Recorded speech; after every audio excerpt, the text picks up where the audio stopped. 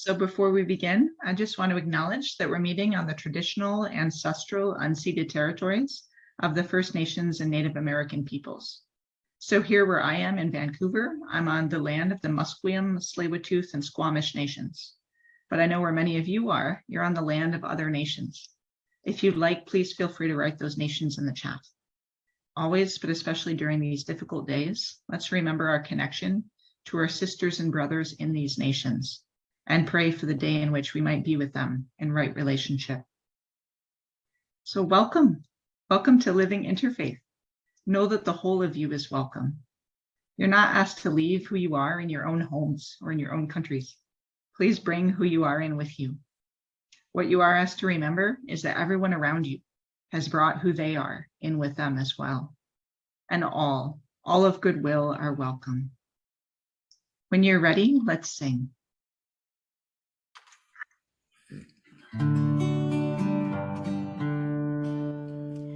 Come, come, whoever you are, wanderer, worshiper, lover of living, ours is no caravan of despair.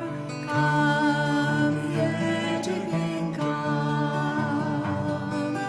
come, come, whoever you are, wanderer, worshiper, lovers of living, ours is no caravan of despair. Come yet again, come, come, whoever you are, wanderer, worshiper, lovers of living, ours is no caravan of despair. Come yet again, come.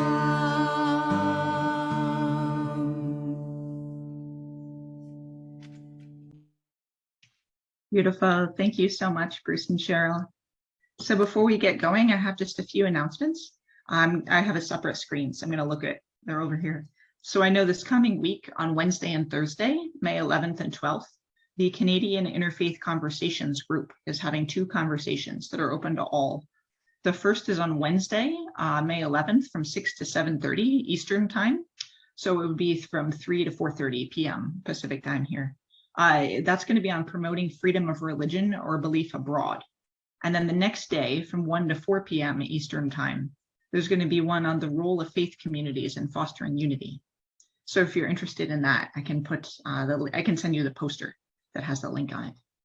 Also, the Baha'i community is having global conferences right now. I think they're having around over 10,000 worldwide conferences, bringing folks from all different faiths, all backgrounds, all professions together to have discussions about what we can do to bring more unity into the world. And the idea is purposely to set up these conversations across as many different kind of demographics as you can, so we can share insights with each other.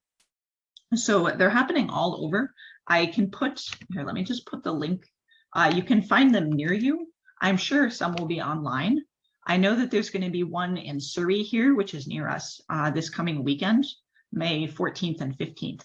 And they'll be going on for 2 days, but you can just, my understanding is you can just drop in for some of those. Like some of that, you don't have to be there the whole weekend if that doesn't work for you. But feel free to find a conference near you. They'll be happening from now through July. It should be really interesting to connect with people from other backgrounds and also see what people are doing to promote unity in the world. The Vancouver School of Theology, where I'm about to graduate on Tuesday, which I'm very excited, finally, after 5 years. We are going to have our Interreligious Studies Conference on religious responses to climate change. And that'll be happening. Thank you so much for the congratulations. That'll be happening the end of this month, so May 24th, 25th, and 26th. So it's 3 days. I know our keynote speaker is the first night, Reverend Dr. Randy Woodley.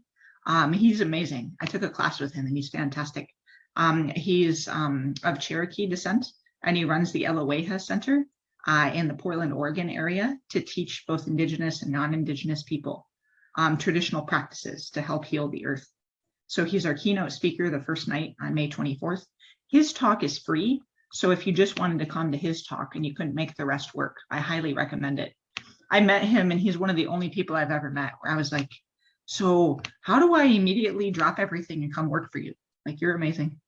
But then the rest of the conference will be the next 2 days. Our main speakers are going to be Seth Klein, who wrote A Good War about how Canada can mobilize to fight climate change, and Christine Boyle, who is a Vancouver City Councillor. And also she's the founder of Fossil Free Faith. And so they're also going to be speaking, as well as like 40 other people. So if you're interested in the rest of the conference, I'll put the rest of the conference total does, there is a fee for it, but it's available online and in person. So like we were just saying, everyone is trying to, I'm putting all these links in the chat. Everyone is trying to be able to access things, right? How do we do things in a good hybrid way so people can be included, even if they're not local? So yes, so that'll be the end of this month, and it should be really fun. And I'll be working there the whole time. So come out and find me. And then finally, also, if you all remember Shadia, she preached back over Christmas. She's Christian Palestinian, this really amazing person. And she just put together a podcast using previous talks from the Vancouver School of Theology. So we have that podcast, and now it's going to be evolving over time. So the first season, I just put that in the chat too, is now available. So I know some people like Dorley are really into podcasts. So if you like those, feel free to check out some of the episodes. So, and then I think I just have one more thing, which is that next Saturday night, Or Shalom, Temple Or Shalom, will be having a concert to benefit Ukraine. So if you're interested, it'll be 7 o'clock on Saturday night here locally at Or Shalom in Vancouver, if you'd like to come out for that, and I can get you the link. So that's what I have. Does anyone have anything else they'd like to announce or tell us about? And just take yourself off mute. Yes, Dolores. The Surrey Interfaith Council is holding a roundtable discussion with an interfaith youth panel, where the youth will be with a diverse grouping of interfaith youth, talking about what inspires them to do service within their community and in the wider community, and also what are their challenges? What are the challenges that they meet each day that, and so it should be quite inspiring, and that's the 19th at 7 p.m. I can send a link to Kathy, to yourself, Kathy, or if anybody's interested can contact me, I guess. That sounds great. Thank you so much. Hi, can you hear me? Yes, we can. Thanks. Okay. Hi, this is Dora Lee, and I'm just making an announcement on behalf of the Council of the Living Interfaith. We're having our annual community meeting following the June 4th service. So that's a very important time for us as a council to review our annual budget and to elect new members and to just kind of reform and reaffirm the work that we're doing as a community. So all are invited, all are welcome. That'll be immediately following our service on June 4th at 11:30. And hope to see you there, most of you, some of you, any of you, welcome. That's perfect. Thank you so much, Dorley. And actually, I guess I have one more announcement, which is that our next service was going to be a Shinto service, but we've actually switched it up thanks to Stephen. So I'm getting ordained at our next service. So I've been doing interfaith ministry for 8 years, and I'm getting my MDiv on Tuesday, and I've worked for Stephen for years, and so he's my mentor. So Stephen and Reverend Marie, also of Living Interfaith, the minister of the Living Interfaith Church, will be here, and I'm going to be getting ordained. So please come. It'll be super fun. So thank you. All right. So I think that's it. Let's just come into silence for a moment, friends.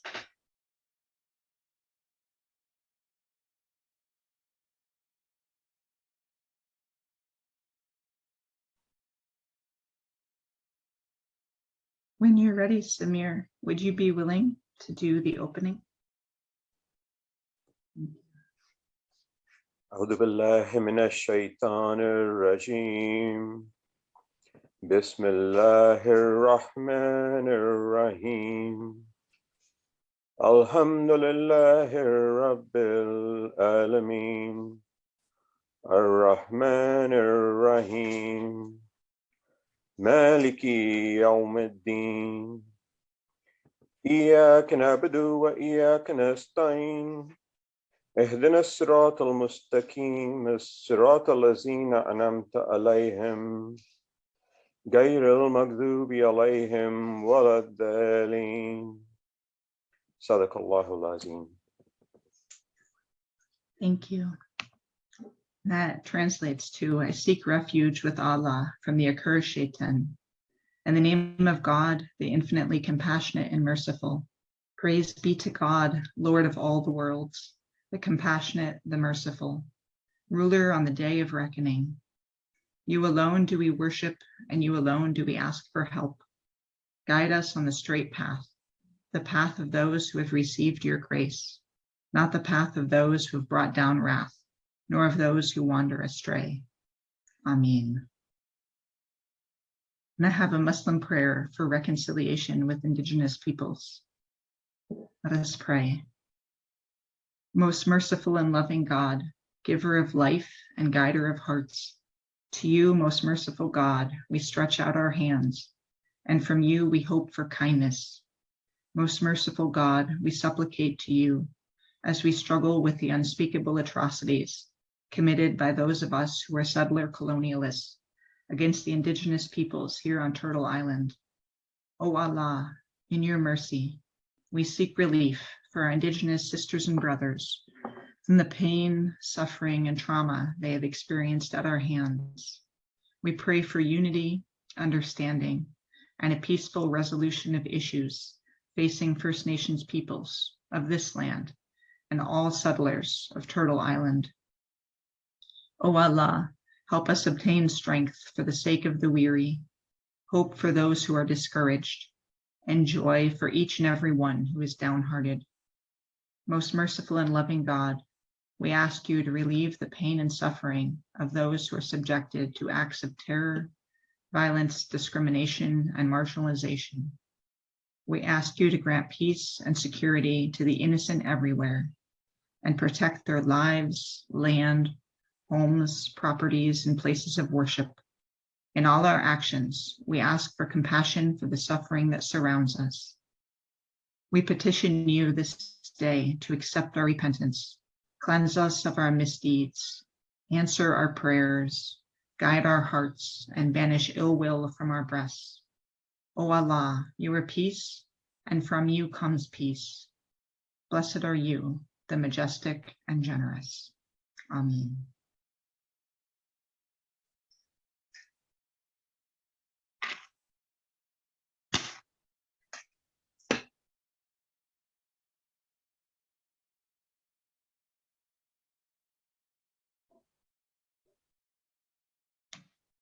O Allah, inspire us with your divine mercy, that our hearts might be full of compassion, not anger. They might be instruments of forgiveness, not revenge, that we might experience genuine love, not hatred.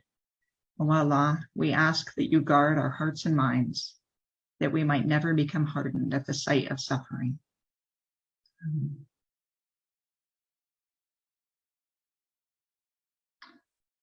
When you're ready, please unmute yourselves and we'll offer one another a sign of peace. And say peace, everyone. Assalamu alaikum. Welcome. Peace to all. Peace be unto you. Salam Shalom. Shalom. Peace be with you. Peace be with you. Shalom, everyone. Salam alaikum. Peace, everyone. And warmth in your heart. you. Yes, comfort. Fill this world with peace and happiness.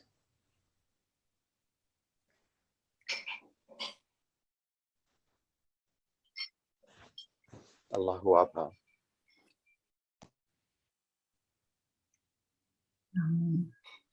Thank you. And when you're ready, let's sing.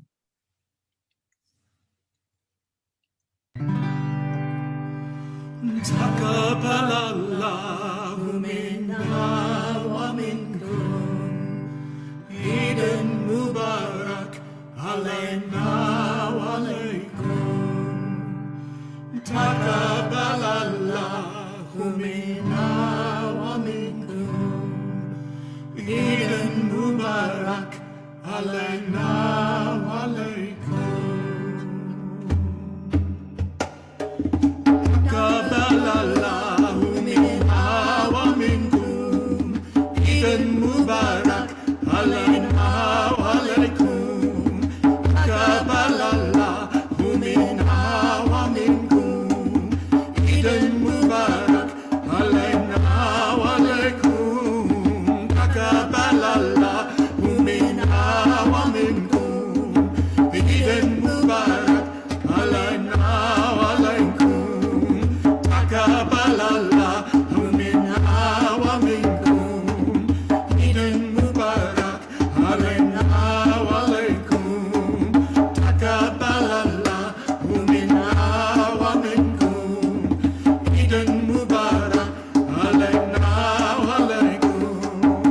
Kabbalallahu minna wa minkum. Eden Mubarak Alayna wa alaykum.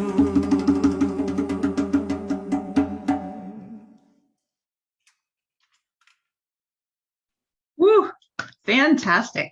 Thank you so much. I don't know how many instruments you have on your boat there, but just pull out like brand new instrument. It's amazing.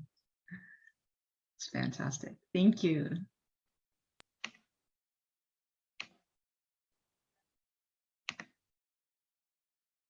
Now, if you'll join me in our joint affirmation. We come together in peace. We sing together in joy and with love. We worship together in one house, a house with names beyond number. Our paths are many, our beliefs are as leaves, and the tree that we cleave to is nourished by the light of compassion, justice, and mutual respect. May our lives, our beliefs, and our actions help to bring about the world of love we all seek, and let it begin here. Thank you. Now let's just take a few moments to pray in our own homes and in our own ways. There are always so many things and people to pray for in the world, but with Mother's Day coming up and with some other world events going on right now, we could take some time to pray for the women in our lives, our wives, mothers, friends, sisters, daughters, the women we know. Just pray for strength and joy and autonomy for them. Let's take some time now to pray. Thank you.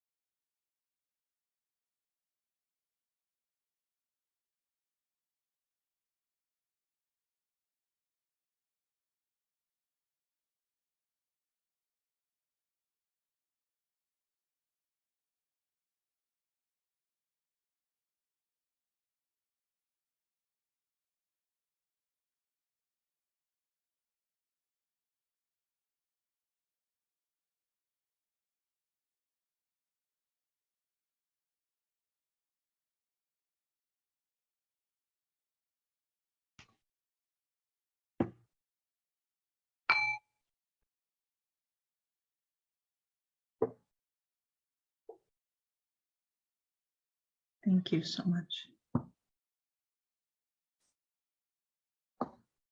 When you're ready, let's sing.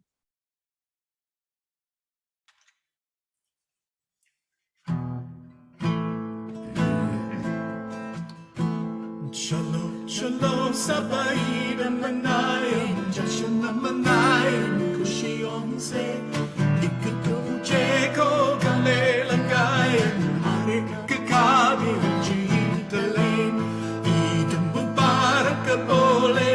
Sapako, Kushion Milker Pantale, Eid Mubarak Bole Sapako, Kushion Milker Pantale, Chalo Chalo Sabaid Manayam, Jashin Manayam, Kushion Se, Ikudu Cheko Gale Lagayam, Arik Gadi Jikale, Eid Mubarak Bole Sapako, Kushion Milker Pantale, Eid Mubarak Bole Sapako, Kushion Milker Pantale, Chalo Chalo Sabaid Manayam, Jashin Manayam, Kushion Se, Ikudu Cheko Gale Lagayam, Arik Gadi Jikale, Eid Mubarak Bole Sapako, Kushion Milker Pantale, Eid Mubarak Bole Sapako, Kushion Milker Pantale, Chalo Chalo Sabaid Manayam, Jashan Manayam, Kushion Se, Ikudo Jego Gale Lagayam, Karik Gadil Jikale, Eid Mubarak Bole Sapako, Kushion Milker Pantale, Eid Mubarak Bole Sapako, Kushion Milker Pantale.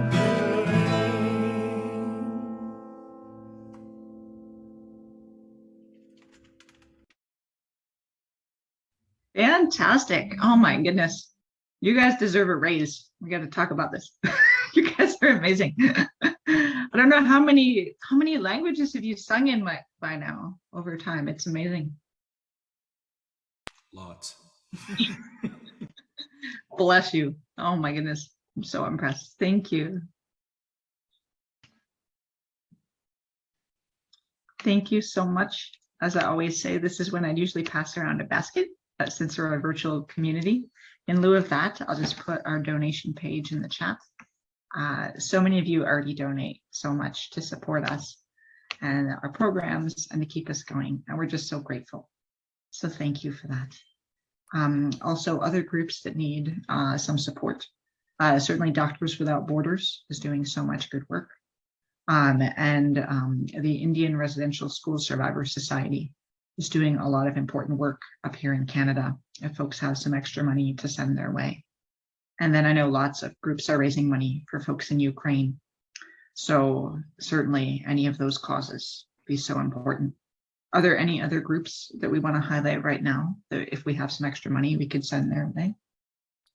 Circles for Reconciliation is a great organization, nonprofit. Fantastic. Thank you, Dolores. If you think of anything else, feel free to put them in the chat. So lots of people doing good work. And then when you're ready, let's sing.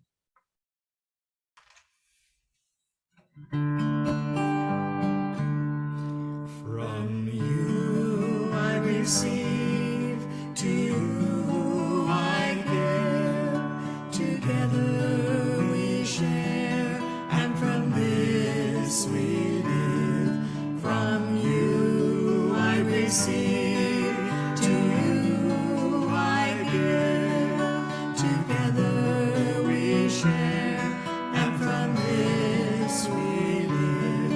From you I receive, to you I give, together we share, and from this we live.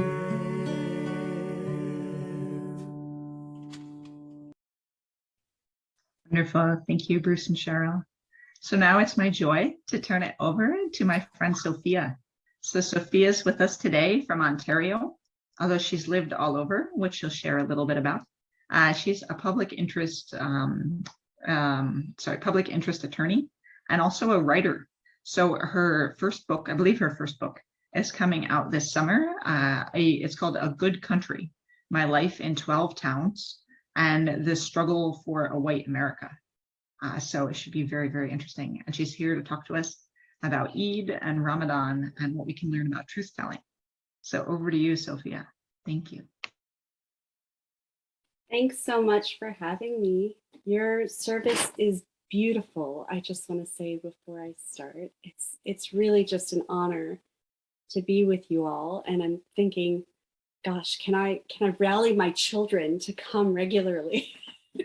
They've had so much online time that it's always a challenge, but yeah, just beautiful. So good morning, Assalamu alaikum, Eid Mubarak. This past Monday, Muslims around the world celebrated the end of Ramadan over 3 days. Ramadan is the 9th month on the Islamic lunar calendar. So I'm just going to do a little bit of background. So for folks who know, I'll make it brief, but it's just so that we all have the same sort of basket of things we know. So if you have a hard time getting a grasp of Ramadan and Eid, it's for good reason. Because it's on the lunar calendar, it moves back 2 weeks every year on the Gregorian calendar. So every 26 years, it falls in every imaginable season. So it can be a little slippery for us to remember when Eid, when Ramadan are for our Muslim friends and family. The Qur'an remarkably lays out in some detail the significance of Ramadan, the logistics of fasting, and its purposes. So I'm not going to read those verses. They're chapter 2, verses 183 through 190 for purposes of time, but I'm just going to hit the high points of what's said there. So that section is introduced with the fact that Ramadan is the month in which the revelation of the Qur'an to Prophet Muhammad, peace be upon him, began. So we commemorate that holy month by fasting from daybreak or first light, so pre-sunrise, to sunset for 30 days.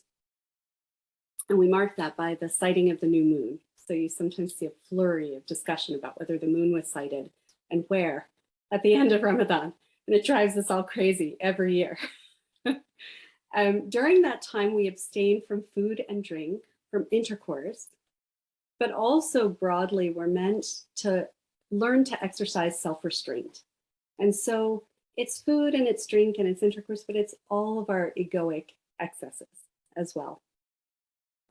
So what this looks like in the West especially is that we get up in the darkness and we eat and we pray. And then usually we take a nap. And then we wake up again and we start our day as normal, but without eating or drinking. And we don't do that again until sunset. So we're hungry. We're trying desperately not to be hangry. And usually by the 30th day, we're terribly sleep deprived. And so we greet Eid with a lot of joy. Eid is the generic word for celebration. Eid al-Fitr are these specific 3 days at the end of Ramadan into the next month. So in Muslim majority countries, what Ramadan looks like is that the entire society turns nocturnal in many cases. So, I'm not sure where you're from, Samir, but in Pakistan and in India, you'll have neighborhoods where there are, lights up everywhere. This is probably your experience as well. And, there are children playing in the streets at midnight and so on. But no matter where we are, those of us who observe Ramadan, we change the habits of our lives radically for this month in a way that's hard for us to imagine any other time of the year, actually. Just going back to what the Quran says, so there are a list of people with dispensations, travelers, those who are ill. We usually don't expect those who are too young or elderly to fast. We usually don't expect it of pregnant or nursing women. But what the Quran says is that even for those who would experience discomfort, this is meant to be ease and not hardship. And so for those for whom it would be a discomfort, it's allowed to feed someone in need rather than fast oneself. But this section ends with God telling us, fasting is better for you, if only you knew. So we're left with this mystery, this sort of, if only we could know what fasting indeed does for us. So I'd like to talk a little bit about what it has done for me over the last 40 years. What I have found is actually better for me, as strange and as difficult as 30 days of fasting every year seems, and how those things have shaped my life and my destiny, especially the decision for my family to move here to Canada. So like Kathy and Samir, we moved here in 2017. I think you guys moved the same year, actually. So let me talk a little bit about that. Like many Muslims, I anticipate Ramadan for weeks, months in advance, and I grieve its passing. And that's because, as much as I like eating, it is the antidote to calcification for me. So it shakes me free of the many distractions and obsessions and bad habits that I've picked up throughout the year, the stuff of modernity that gets in the way of reflection. It interrupts the things that I think are absolute truths most of the rest of the year. The material and mortal things I think are essential: the food, the drink, the sleep, the coffee,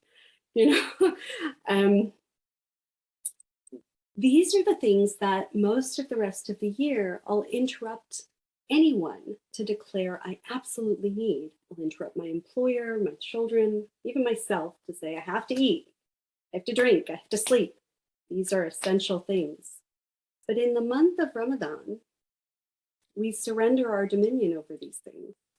And we surrender them not to our employers or our children or even ourselves. We surrender them to the divine,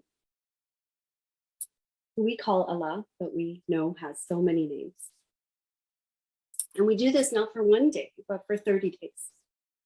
And that number is significant in many Muslim cultures, where it's believed that 30 days are the minimum number of days it takes to build a new habit.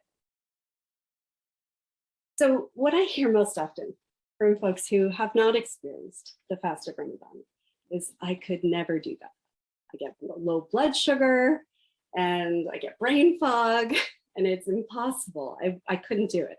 And I just want to assure you that we all feel the same way.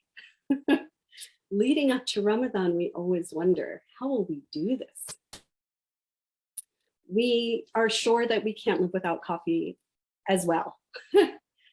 And yet we prove to ourselves every year in the Ramadan fast that faith makes possible the impossible. That we can do hard things in the service of the divine. We begin to see the habits we've formed, the untrue things we've been telling ourselves more clearly, and we can assess them more honestly. We learn that we don't need to be trapped by habits and the stories we've grown used to telling ourselves, no matter how uncomfortable it might seem to shed them.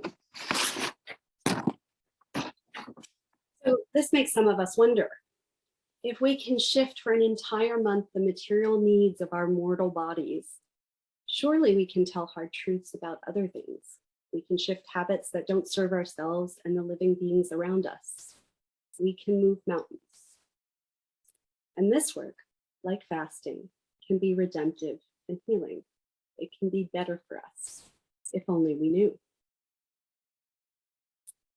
So in many ways, this spiritual lesson guides my politics and drove my family's decision to move to Canada, of all places in the world we could have gone. In the lead up to the 2016 presidential elections, you'll all remember that there was this great spike in anti-Muslim rhetoric specifically. And what was remarkable to us was that it was coming from the presidential candidates' podiums, and then eventually from Trump's own podium after he took office. And it was accompanied by a spate of anti-Muslim hate crimes against other groups as well, a general sort of environment of intolerance. What was the tipping point for us was that my daughter, who was 6 at the time, was at a Montessori charter school. And she's small for her age, had some health issues. And I was very excited to tell her that there was one other Muslim in the school building who was probably also celebrating Ramadan.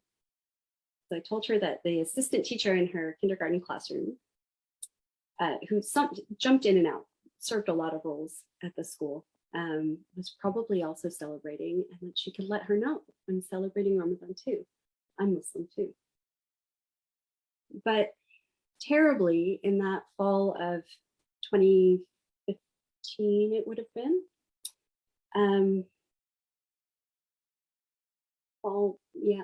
leading up to the election, when my daughter went in and expressed this to the teacher, she was told, we don't talk about that at school.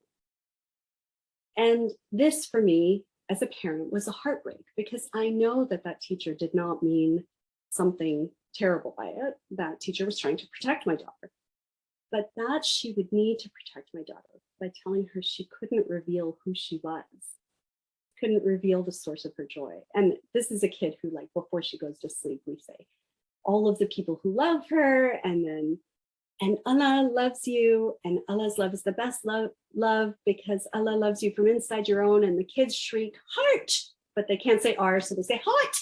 You know, I mean, these are kids who are like, they're into it. And so for them, that feedback from the outside world that this was something shameful or scary or dangerous it shook them, and it shook us.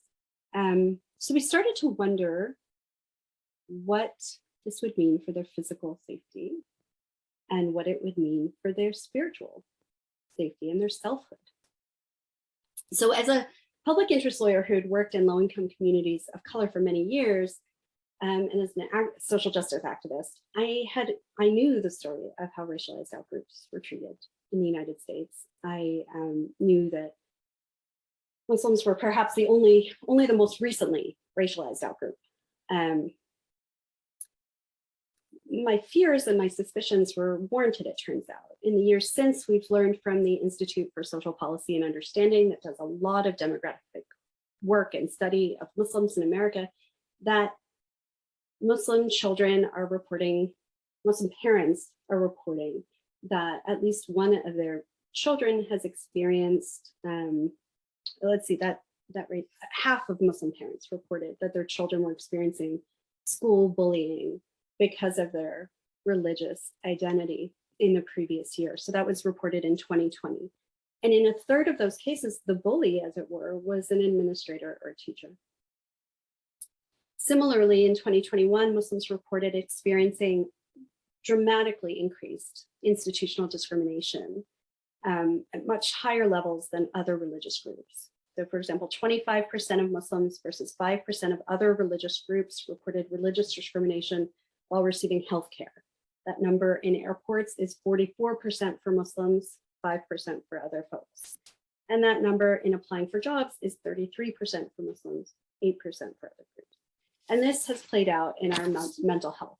In a 2021 study reported in JAMA Psychiatry, it was found that American Muslims are now twice as likely to have attempted suicide. And this was attributed broadly to the discrimination they face and the lack of comfort level in accessing mental health care. So what does this have to do with Ramadan? What's the story? What's the connecting link? Well, so what I was noticing was a dramatic gap in truth-telling, a dramatic gap between the ideals that America espouses for itself, the ideals that it claims to live up to, and the reality, not just for Muslims, but for other racialized outgroups. And I had always believed that that gap existed, but in good faith, that we were slowly but steadily moving the mark towards justice for all of us, towards human rights. But increasingly, I noticed that the gap was durable in its width, that it was staying quite wide in my work, and I was noticing the encroachment then in my life as a Muslim American. And there's one key piece for me that felt missing, which was an acknowledgement that the stories we were telling ourselves about what our ideals were no longer serving us. They weren't true enough to lead us to a better path. So what's different about Canada? Why did we choose Canada? Certainly Canada has a history of Indigenous genocide, of enslavement of Black people here, of mass incarceration, the Japanese internment. I could go on. Certainly, even recently, Muslims have experienced tremendous discrimination here. There was the Quebec and violence, the Quebec mosque shooting, the Toronto mosque shooting, then Bill 21 in Quebec that was largely seen as targeting Muslim women in hijabs. So why Canada? Well, I want to share with you something that was critical to us in our decision to come here, and critical to us in the hope that we feel and the attachment that we feel about to this society. I'm just going to read to you something from Canada's Department of Justice website, and it's really remarkable. The government recognizes that Indigenous self-government and laws are critical to Canada's future, that Indigenous perspectives and rights must be incorporated in all aspects of this relationship. In doing so, we will continue the process of decolonization and hasten the end of its legacy wherever it remains in our laws and policies. This basic, hard, uncomfortable truth-telling meant the world to us. The intention to change not just a habit, but the 400-year-long premise of European colonization in this place, for us represents the opening of the long road to redemption and healing. Our children, we notice, it's not just words, our children we notice come back from elementary school talking about what it means for them to be settlers in this place. It challenges them, their curriculum challenges them to reckon with what human rights would mean for all of us. Several waves of newcomers, the descendants of enslaved Africans and Indigenous people. What would it look like for us all to have human rights, for us to have a truly equitable society? They're developing the capacity to navigate competing interests, diverse identities, and unfamiliar traditions. They've developed a knowledge of whose traditional land they live and study on. They think about where those people are now and why, and what debt they might owe. They live in a society, remarkably, that has taken a small, important step towards confronting uncomfortable truths, that has begun in small and imperfect ways to challenge and change its own premise so that it can better serve all of the nations and peoples within its borders. So as we see the emerging campaigns in the United States against so-called critical race theory in education, but which we know simply means history told from all of our perspectives and not a singular sanitized perspective. And as we see the campaigns to ban books in Florida, even math textbooks in Florida, and in various places across the South, we don't regret our departure. We're reminded each Ramadan why we came, because we see reflected in the larger society that lesson, those critical lessons that we learn each year. And we're grateful to be part of a society that tells uncomfortable truths, does hard and even seemingly impossible things in the service of something better for us all, if only we knew. So I'll just mention that, as Kathy said so generously, I've written a book that talks about my search for American Muslim identity and faith in this strange and sometimes wonderful time to be American and Muslim together. I've written about what it means for American Muslims to be the latest among America's racialized outgroups. And I've written about the persistent legacy of forced migrations of brown and Black people to contextualize what it means to be part of a racialized outgroup in America. In my forthcoming book, which is A Good Country, My Life in 12 Towns and the Devastating Battle for a White America. It's out by Penguin Random House in July, but it's available for pre-order now if you're interested. I'll drop the link to it from an independent bookstore near you in the chat, near Kathy in the chat. But I really so appreciate the opportunity to talk to you about Ramadan and what it's meant for me and how it drives my politics And I'll leave it there. Thanks so much, Kathy. Thank you so much, Sophia.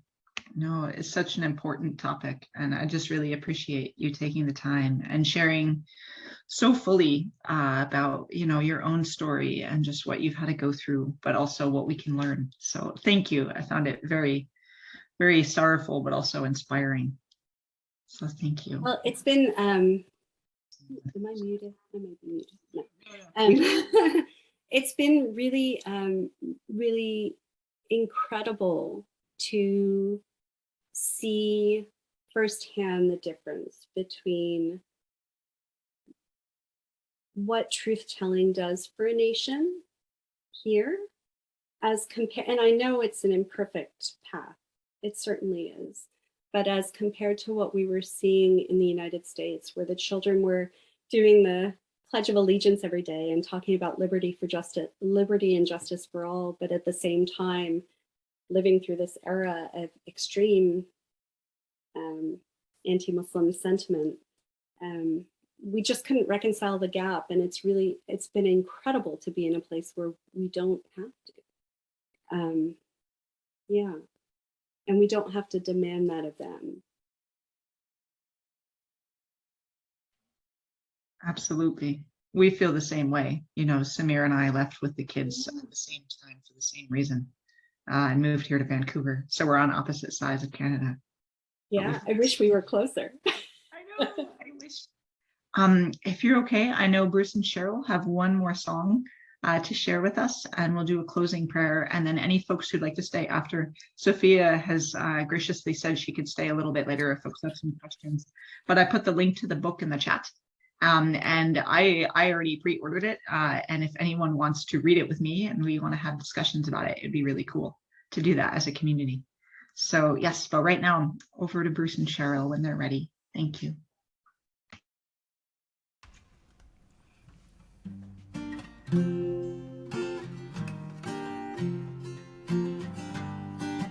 This song has an Arabic verse and then a mostly English chorus. Yamana te fasita bana asaidana wajamatai shamlana anta hadiyat min Allahi lana baran these warin like tula sana fikasul walhana hamdalaka ya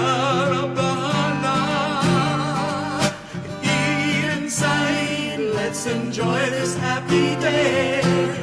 Eid Mubarak, come on, let's celebrate. Eid Saeed, let's enjoy this happy day. Eid Mubarak, come on, let's celebrate. Celebrate, let's celebrate. Allah, Allah, thank you for this day. Let's enjoy this happy day. Eid Mubarak, come on, let's celebrate. Eid Saeed, let's enjoy this happy day. Eid Mubarak, come on, let's celebrate. Celebrate, let's celebrate. Allah, Allah, thank you for this day. Let's enjoy this happy day. Eid Mubarak, come on, let's celebrate. Eid Saeed, let's enjoy this happy day. Eid Mubarak, come on, let's celebrate. Celebrate, let's celebrate. Allah, Allah, thank you for this day.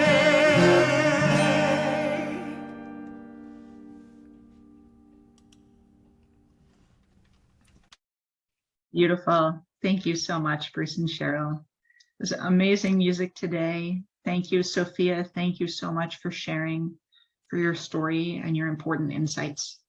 And let's just all of us remember to support each other, try to lean into the divine, to open our hearts to the truth, even when it's really hard, especially when it's really hard. Just being able to open ourselves up and stand fast in the suffering of others and be there to support them. So thank you, friends. Happy Eid. Amen.